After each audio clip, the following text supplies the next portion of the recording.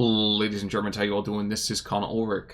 And I'm Rangru. Hello, hello, hello. And folks, today we are back to SD2. In fact, we're back for the Terrible Divisions tournament with a 2v2 on Vitebsk East. We got some really great kind of play coming up here. Rang, what's going on between some of these players? So, on the left-hand side in blue, we have Team Mean Team, with Yabo playing 4th Romanian Mountain, and AS playing 302nd Infantry. On the right-hand side in red, we have Team Ulver playing with Wilagar with the 184th Infantry, and Paulus with Group Tyurina. And I'm trying to get through as fast because there's a lot of plane play going on in the sky. Yes, indeed. And actually, I love this JU-88 play. Or, sorry, JRS-79. Excuse me. So, I always want to say JU-88. I'm just, trained to do so. But a napalm strike over here on that middle kind of arterial, slowing down the initial infantry push and allowing a lot of ASs, I'm going to start eventually call them as, I'm sure, but allowing that 352nd to actually get up and in relative position before the Russians can beat them there. Really, really interesting opening play. Yeah, it's a very, ballsy move doing the napalm opener. It can be very effective with mainly just unloading infantry, but you gotta time it right, and you gotta make sure that you aim it right in the correct road. It is pretty difficult to do, but as you can see, it's going to allow Yabo to get onto the hill in a pretty sufficient manner. Well, the fascinating thing for me, I think, is if we're looking at the 4th Mountain divisional kind of makeup, I'm sure you guys saw it on the screen there for a few seconds, super heavy into air power and doesn't really let up. I mean, that it hits the gas pedal, it just continues going the entire first two phases here. There's a lot of air power, kaboom. Now I do want to note, this is a 2v2 cast. Me and Con have not even touched 2v2 cast in years, probably at this point. We usually like sticking to 1v1. So it's probably going to be a lot of stuff we do miss just because of the bloody breadth and depth for all the stuff going on, so please bear with us. That's exactly right. I mean, this is exactly right. At the same time, just because Rang is trying to make an excuse doesn't mean that I'm going to make an excuse too. I mean, it'd just be kind of weird to have this, thing back and forth, and one of us can't step up and be an adult, and I'll do it. I'll do it. I love you, and that's why I'm going to take the hit. Thank you, Khan. Okay? Thank you for taking the hit. Send the bad comments to him. Exactly. Give me your hate mail. Your hate fuels me. Speaking of flame war going on, actually up to the north we have Rocks, Strelkovy Rocks, and Flammenwerfer is kind of firing flame back and forth. In this northern forest, well, it looks like it's a bit of a rather feisty engagement here. The Strelky and the Grenadiers are really taking it to each other here. I will say that much. Yeah, I feel like the Strelkies are definitely going to win this engagement as they do have more machine guns, and in a machine gun fight, usually having more of them is the key to success. Even if they are DP-28s. Yeah. But when you have air cover, though. Yeah. Yeah, 352nds are very, it's not, I mean, it is not great division, of course, it's in this tournament. But those Grenadiers are just very mediocre all around. Especially when you're up against Strelky DP spam like that. Because holy crap, Strelky DPs are still some of the best infantry in game. Yeah, I was going to say, and I'm always going to complain about this, just because belly aching is what we do, or at least what I do. So it's, again, part of the diet. But 184th as being in a terrible division, is it because the divisions themselves are relatively strong no matter what? Or why is that? That's a good question. It's not like the most aggressive division, especially in regards to the tank firepower. It does have the ISU 122s, which is nice, but it's just a slower infantry division. While you got some other ones like Pose, which are also the same thing, but they definitely have a bit better spam. But yeah. I mean, as so many divisions at this point, I actually find it quite hard to keep up with what ones are good and what ones are bad. Indeed. Well, the JRS just went down, unfortunately, but at the same time, he did die with a purpose. Unfortunately, the Detonuti over here, not going to see, I think, that final victory. He forced a couple surrenders here in the south and definitely arrested overall kind of progress from, oh my gosh, here's that, yes, Paulus' troops on there. But when all is said and done, I mean, like you said, there's death going on in every single direction. It's fireball a minute. We haven't even seen like a committed armored push. We're seeing a little bit of it in the middle part of the field now between T-34-76.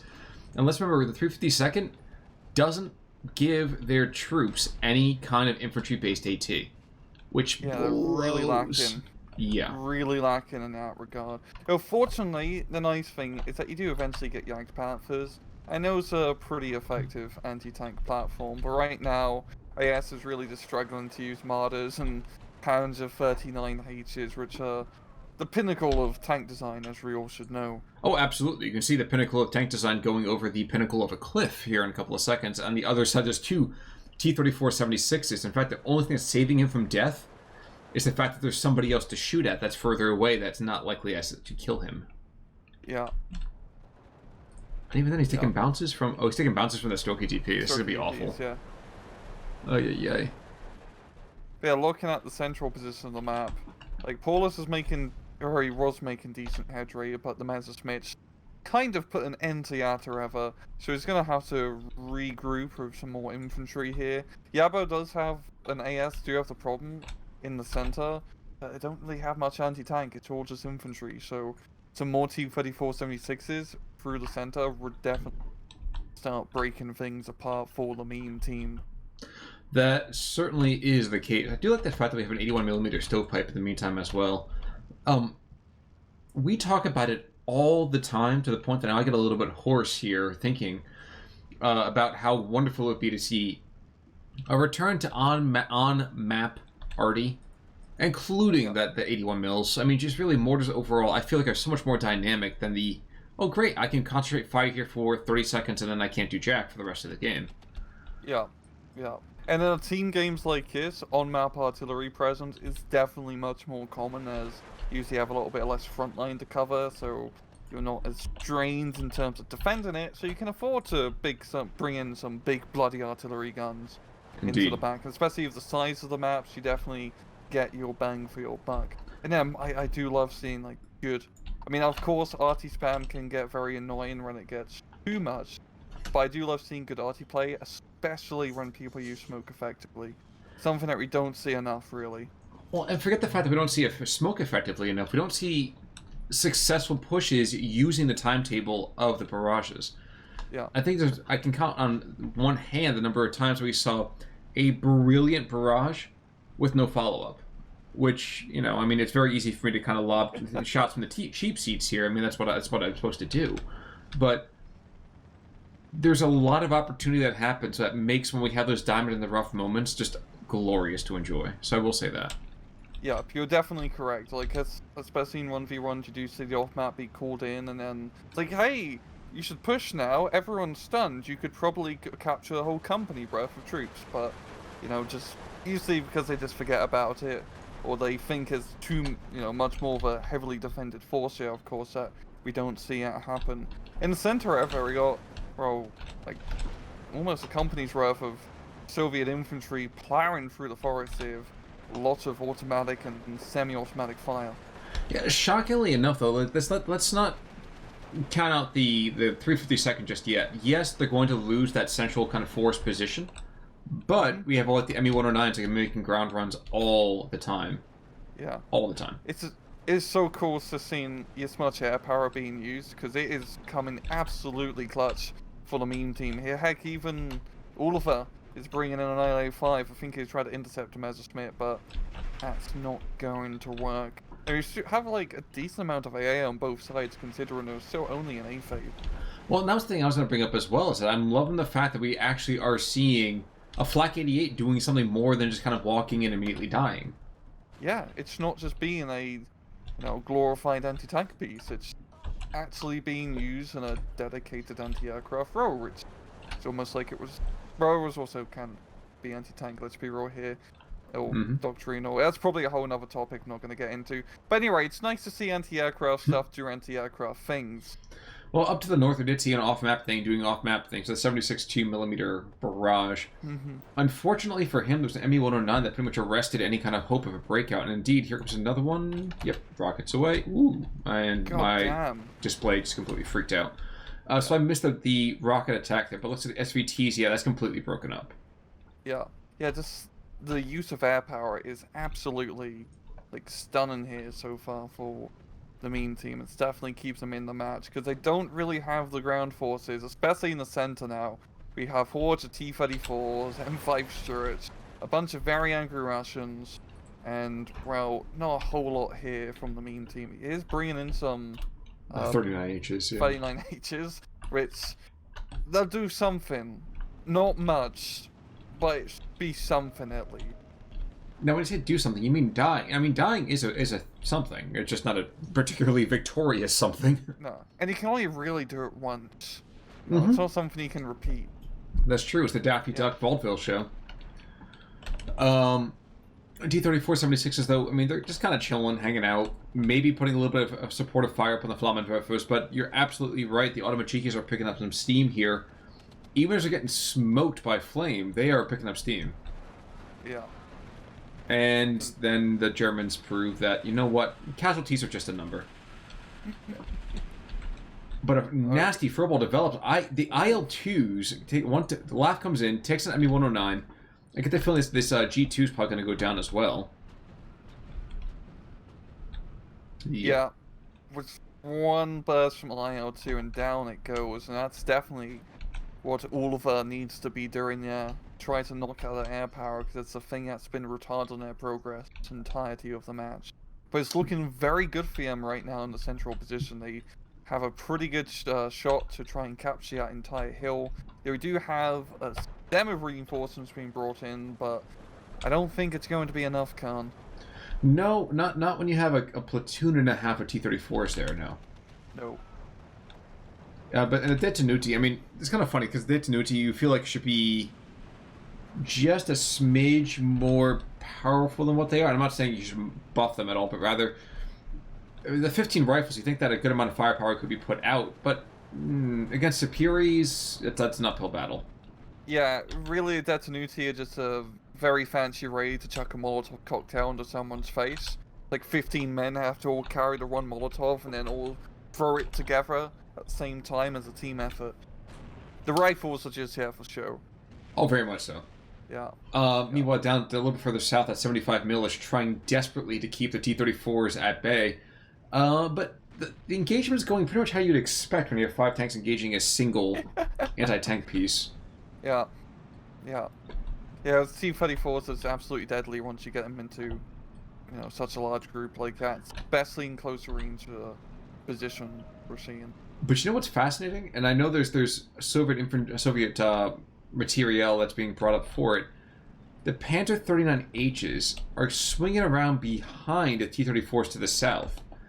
I'm not saying it's going to be a massacre, but that could be potentially just a brilliant opportunity just to take out a couple and really just trade up with all of your kind of POS tanks. Like, let's be fair.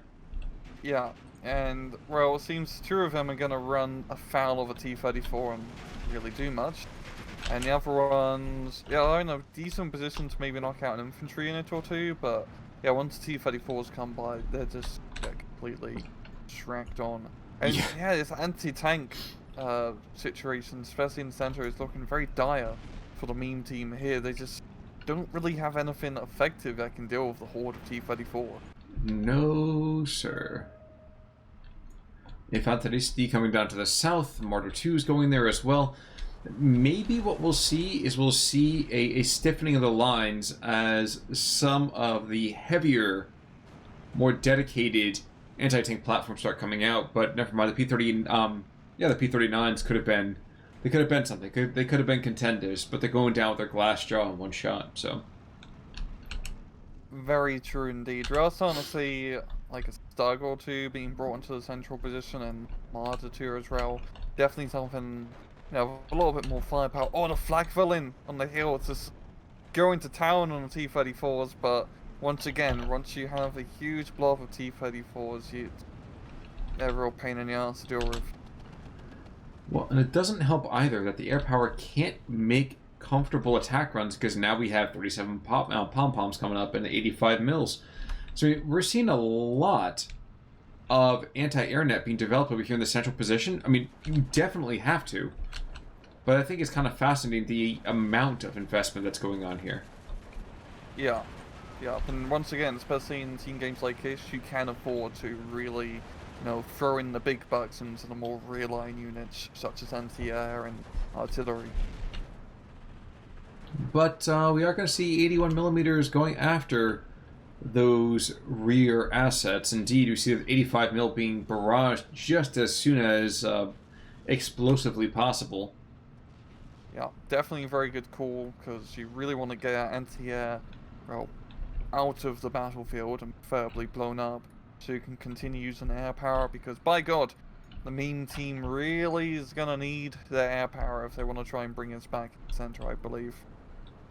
Still, I do not know that the meme team is really going to be able to kind of be super aggressive with Ulver for at least another 3 or 4 minutes here. Yeah. Now, the one thing actually I do like about this is that we're seeing multiple income streams going into this, and you definitely have one player who's expected to kind of carry the relative burden overall. For meme team, it was going to be AS over here, and for Ulver, it seems to be Paulus. But I think the one thing I like, and you've kind of hit on this already, the 2v2 opens up so much greater flexibility in terms of strategies. Yeah, you can definitely combo with your friends and trying to do cool little divisional matchups, like, the classic, I'll rush an A phase and then you cover my ass C phase type thing. Nebelwerfer barraging those T-34s. Yeah. Or like, I'll bring more air power and artillery if you manage more frontline, and I'll blow them to, hell them back. That's definitely like one of the cool things about Steel Division. A lot of Eugene games and team game, even though they may not be as well balanced as 1v1s, in my personal opinion, they're really fun to. It's just fun to play with friends. First off, and also being able to do those combos, like you said. Yep, everybody likes watching a wombo combo. Down to the south, we are going to see the IL-2s are just dominating the battle space, which is just weird as all get out to see, because technically they remain recon fighters. Yeah, definitely more fighter and recon. Yeah, exactly. Yeah. They spot the enemy, through their gun sights. That's how it works. Yeah, I mean, that's suppose there are worse things in life. I also spotted the enemy, and they're dead. I also love the fact that we have these 3 sniper teams. So it reminds me at the beginning of Shooter, as we have this entire company, element coming on through, and we have 3 sniper teams that are now just keeping a lot of that Hungarian infantry at bay. It isn't perfect, but for right now, they're enough to keep the sagging Automachikis and that single squad of DP Strelkies in play. Yeah. And yeah, Ulver's just doing very good in the offensive here. I do like how he managed to take out, southern central position by the farm with just a few infantry. Seems like they're going to get pushed back eventually, though, as the Strelky DPs aren't really holding out rail.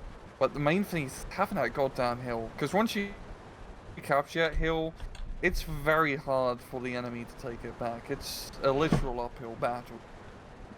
Well, indeed, and I mean, and that's going to be happening up in the north as well. I think the only reason that there is even a prayer of things coming back over here for the meme team is because they put, a company's worth of infantry, anti-air position, to a couple of anti-tank elements as well.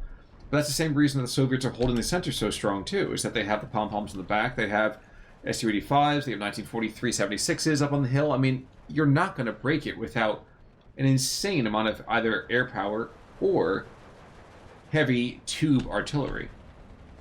Yeah. And the tanks for the Germans, it's not really going to cut it in that close range engagement. Yes, No. the Stokes are pretty good, but close range against T-34s, it's a pretty even fight, really. And those T-34s are a little bit more abundant, a bit cheaper as well compared to your Stone. And they have turrets too, and that helps quite a bit in, going around a corner and blowing someone up. Well, for that matter too, who would ever want to fight a fair fight? Like, that's overrated. That's very true. The only time you fight a fair fight is when you're playing like some, battle tech game and there's like some clan bullshit going on. So I mean, like, it's not a trial position. You're taking an area. Fight with friends. Exactly. Yeah. Exactly. Now, I'm missing a bit of a vehicle engagement. T-34s and those Stugs putting the test together for whether or not getting in, knife fighting range, if that's going to be an effective, say, engagement strategy. And you can see, for some reason, the Stug just refused to fire. I don't know if he felt honor-bound or what. Yeah, I saw that too.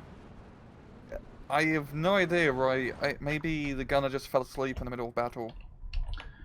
Yeah, I would say demote him, but he's already been given the greatest demotion possible, so kind of difficult to do that. Down south, we have some pretty good bombing run. Oh, no. Like, alright bombing run.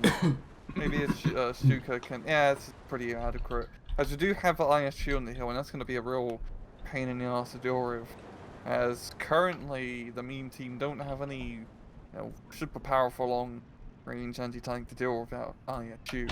I mean, the Panzer Force can have a chance, but probably going to be, rather risky to commit to such an open ground engagement. Oh, certainly. And when you look to the south as well, you see this giant mass of just reinforcement coming in.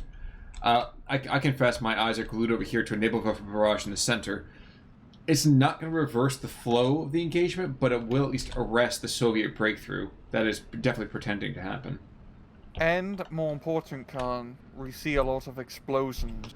Exactly. I mean, at the end of the day, that's the important thing of these casts is I want to see explosions, fire, death, destruction. Yeah. I need the seen a neighbor Earth hits pretty well, but just doesn't really get any kills, even though it was, very on the nose. Yeah, but that's the thing, though, too, and that's one of the things I think you and I have talked about at great length, is a naval buffer being a terror weapon in this game as an area denial. It's not supposed to be a kill-based system. It's all about stressing consistently. Yeah, that's very true. Same with the Katusha as well. It's all about just, scaring the enemy away. Unless you're the Andrews, so that just makes everything dead. You don't mess about with 300mm rockets, guys, especially if they're landing within 10 feet of you. Now, if you want an arty party instead of, oh my gosh, what was the commando barrage for the 5 minutes? It was like the 5 minute, it was like a landing barge, but just filled with land mattresses. Yeah, but it was like a 120 mil? Something like that? Yeah, it's like, something like that, yeah. But it was like a 5 to 6 minute barrage of, I don't know how many hundred, but it was a lot of shots. It certainly was. It certainly was. Now, we've said it before, we're going to say it again. The air power is the major thing keeping the Mima team in relative contention here. Every single time there seems to be a threatened breakout, the Hungarian Air Force, which is a phrase I never thought I would say without having it, I'm sorry? Romanian. You're absolutely right. I'm sorry, I thought you were Romanian contingent. I do that all the time with them. Same. I always get the Romanians and Hungarians mixed up in this game. It's nothing, nationalistic. I just think the Hungarians are in the game first, and when I think of Axis minor nations, it's Hungarians, of course, And honestly, I am proud of many things in terms of my knowledge of European geography. My European, flag knowledge, not as great. So that's a failing. I'll try to correct a little bit there. I won't make that mistake again. But the Romanian Air Force, yes, exactly. And I was going to make that comment too. Is that we're seeing smoke in the center. The Romanian Air Force is being they're the major reason that the Axis team is still in this game. Full stop. Yeah, it's the ground play from the Axis have just not been that good, all things considering here. I mean, once again, we've got to have, a few Martyrs and a few Stugs going to engage the T-34s. There's still quite a lot of them, and also some S-35s, which are definitely going to be a pain in the ass to deal with. But the two Stugs are going to crest over the hill and really be able to do anything. That's the question. They might get one kill, but I feel they're going to trade out 1-1, basically. I feel like that too, yeah. So they're going to go down, but they'll at least get one of them with. The only problem is that you can't trade 1-1 with Soviet mechanized forces. Nope. And it looks like another barrage is going to happen from the Nebelwerfers. Rather... Oh, okay, that's an interesting call. Yeah.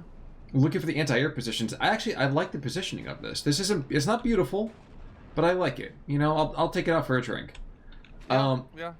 buy a pint. Exactly. Nothing top shelf. But, you know... What do you think a 150mm rocket drink? A car bomb.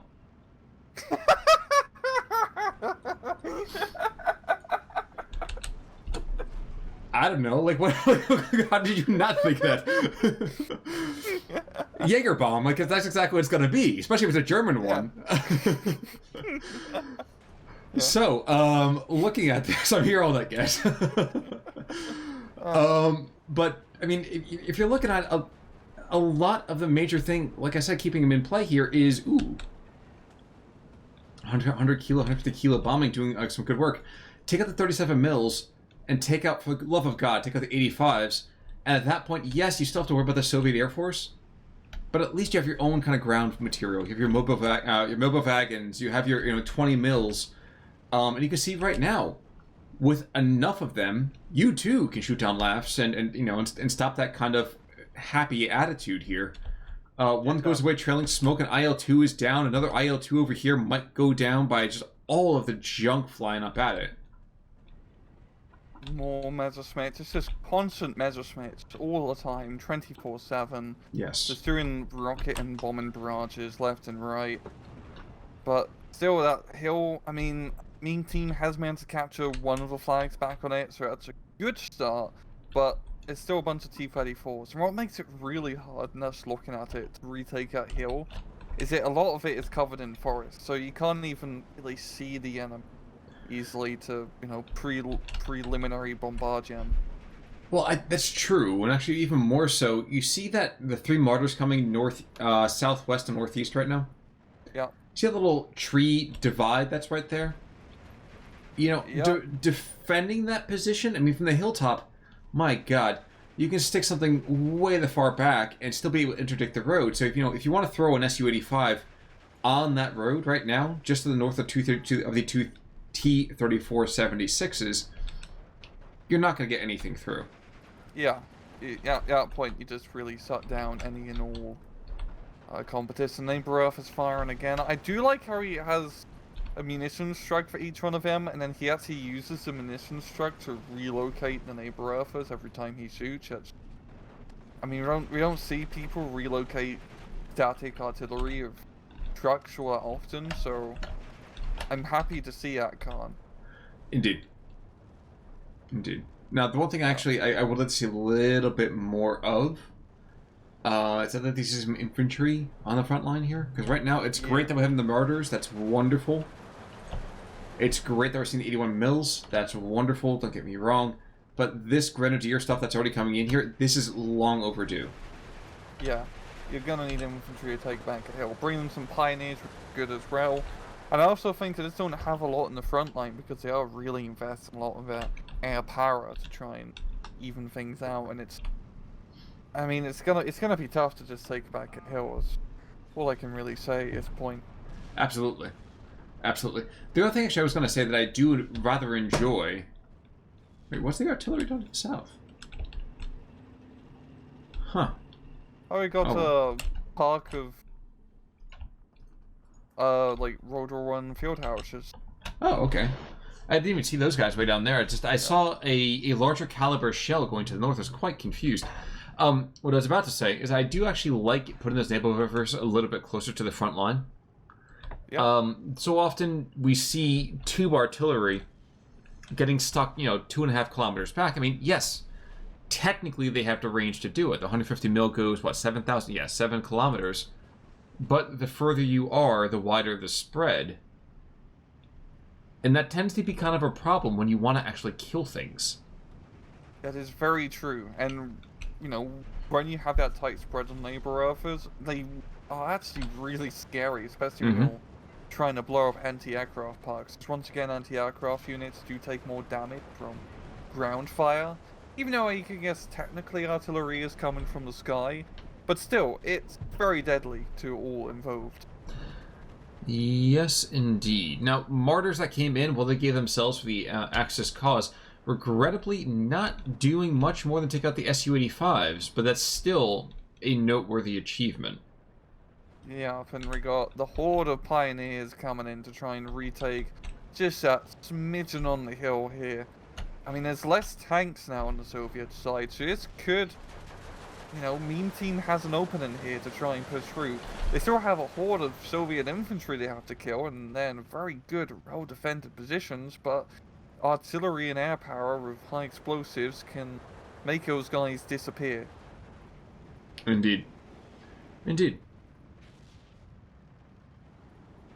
Yeah, it could actually, like, be the turnaround. It could be the start of the turnaround. I don't want to, you know, call it here and there, but, I mean, no T-34s. There are reinforcements being brought into force, but they're going to take a minute or two to get, yeah. I was going to say, yeah, Rang, be careful with that. Otherwise, you might turn into me. You know, you called the match about 10 minutes, and I was like, oh, never mind, and here's a heel turn. So... Caster's curse. Exactly. Exactly. One of us needs to be right here. I actually am surprised that the Strelky push is falling apart. I mean, it has been helped by the studious use, let's say, rather, of the 150 millimeters. But outside of that, I mean,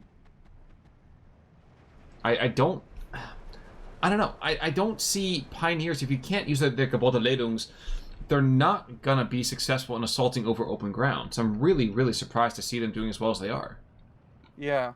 I feel like Meme Team is a little bit slow with the infantry pushing in right now. They really need to get to the other side of the forest and start causing havoc, and they really just need a lot of infantry to try and fight in that town. Preferably good close quarters engagement blokes. But, yeah. Well, and the other thing, too, is not for nothing, I would spend, I don't care how expensive it is munitions-wise, I would spend one of my mortars and constantly be hitting that arterial where you see right now Strelkys are moving in, Automachikis are moving in. Even if all you do is you force them to debark, that saves you another 15, 20, 30 seconds of troops having to walk to the front. Yeah, and that is a very, like, vital arterial to try and block off here. But T-34s are here now, and of course Meme Team doesn't have any anti-tank on the infantry. This is terrible division. They wouldn't have anything that night. You can get them a nice horse-drawn wagon, though.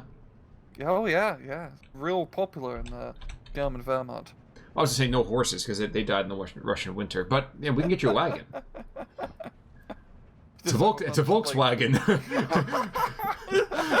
No horsepower. Just folks grenadiers just pushing it along. Yeah, exactly. Nibelwurf are attacking. Now, this might put a little bit of a damper on the push. It's not going to do much. I mean, yes, they can theoretically take out the Soviet tanks. Regrettably, he fired both of them in the same position. Had he fired the other one probably a little bit further, a few hundred meters to the south, this entire push would have fallen apart, and that would have been really interesting to see. Yeah. These Neighborhoofers are surprisingly coming in pretty clutch. Yes. I would not expect this, because we just, in 1v1s and usual play of Neighborhoofers, the few times you do see them, they're usually quite pants, but they're working very well in this scenario, but not well enough because the horde of Soviet infantry is, well, there's a lot of them still, and there's not enough high explosive to go around. You're absolutely right. It is a bit of a crimson tide. No Denzel, only Gene Hackman. ISU 122s coming here to the south. Actually, a rather hefty armor push moving on in. Was that 1, 2, 3, 6 P4s? Don't worry, they'll die in about 5 seconds of engagement. But it's still fascinating. This is the largest concentration of Axis armor I think I've seen all game. Yeah, and actually, its artillery gun, it's actually in a very good position to give some anti-tank firepower here. But it's definitely a good call trying to maybe not push the hill and push somewhere else. I mean, we've been pretty tunnel visioned on that sector, but that's all action been. So definitely trying to push in a different direction is one axis of attack, you could say, is a good call. That ISU 122 does go down to just the sheer number of shots. But the 122 mil, is that engaging all of these tanks? Can you see him still? No, he can't. He's going after the Pioneer. No, Pioneeri, whatever it is. This is getting pretty clutch, though, Khan. I mean, there's only 50 seconds left on the clock here for Meme Team. This could be it. It could be, but there's now enough time. Another 5 tanks coming to the south. A Yogspanzer moving on in. if they can manage just two flags, I don't know that they will, but if they can manage 2 flags, I don't think it's gonna happen. or if they do, it'll happen. It'll be one of those things that's kind of like it happens for half a second, and they're like, oh yeah, great, we're 12-12, and then somebody sneezes, somebody bends over to buckle their shoe, and suddenly the entire thing just falls apart. It's a shame like most of the times where you see the final push, it's a shame we didn't see it earlier, because this is definitely a good play because they are making more ground, but too little, too late. Indeed. But there we are, Vitebsk East, and KD, kind of what I expected. Actually. Oh, wait a second, that's backwards. Yeah, the Germans got more kills, definitely for sure. Which I'm quite surprised because it felt like they were losing a lot of stuff attacking that hill, but again, like you said, we were tunnel vision on a pretty hardcore. So maybe what happened is that on the flanks, although geez, good lord, looking at some of these Wilagar kills, BA-10, where was it just now? Okay, so the ICU 122 with 3 very, very solid kills. Another ISU with 1, 2, 3, 4, 5. He's a ground ace with an anti-tank gun. I mean, for the most part, I guess I didn't expect it to be quite that even. I think what we were seeing right now, in terms of losses, is down in the south as Yabo was able to kind of aggress as both Soviet players started feeding more and more into the center. Yeah. And that center defense from Team Ulver was very effective. Just Soviets in that sort of engagement distance are really good, as we see just a good old T-34 76 spam. Well, if it works, why fix it, right? Exactly. And hey, it's a terrible division. That's true. These divisions are all kind of terrible. Especially, I definitely felt like the Axis ones were definitely more terrible in that matchup. Very true. I don't know. We can definitely go and debate back and forth about that one, but I'm pretty sure we both know how that conversation would land. Let's just say.